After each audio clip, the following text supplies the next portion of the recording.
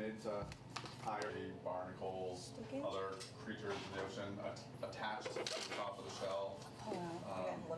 So here on Cape Cod, in November and December, when things start to get cold, we start to see storms coming out of the north.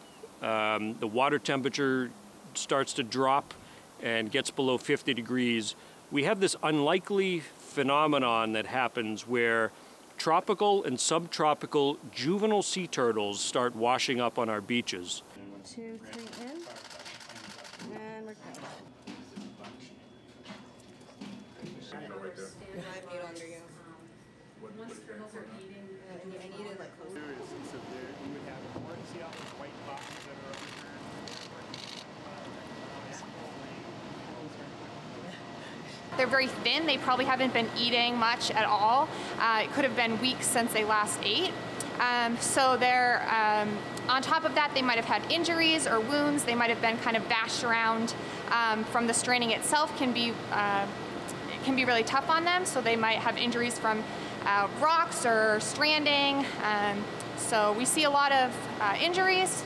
On top of that, when they get very cold, they can get infections and pneumonia. So those are all things that when they come into us that we have to assess and treat. They're quick. They are fast. I was not looking at all. I was looking the other way. And all right, go for it. Yeah, when I came in, I was asking like the plastic netting. Perfect, good. Everyone just working through their role. The numbers have been going up dramatically. So over the last 15 years, every 5 years, the number of strandings has gone up about threefold. And so over the last 5 years, we've averaged about 700 sea turtles, mostly Kemp's ridleys, the most endangered in the world, washing up on bayside beaches here on the Cape each winter. And then when they get up to this temperature and the turtles here are strong enough, we'll put them in sort of cold. Also have very granular feeling, so hard nodules. So they actually took a biopsy of that. We know that the oceans are warming, that's very clear signals in terms of the way populations of fish, lobsters, they're all moving north or further offshore into cooler waters. Any fisherman knows that this is happening, and it's affecting the sea turtles as well. The Gulf of Maine, which are the waters north of Cape Cod up to the Canadian Maritimes, are warming particularly fast based on a recent study.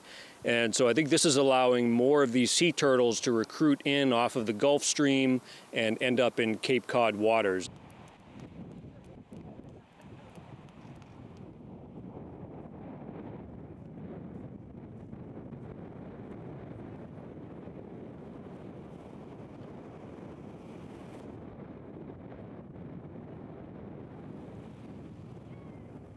So Kemp's ridleys are the most endangered species of sea turtle in the world, so every single one that we can rehabilitate and put back into the ocean has a chance to contribute to conservation directly.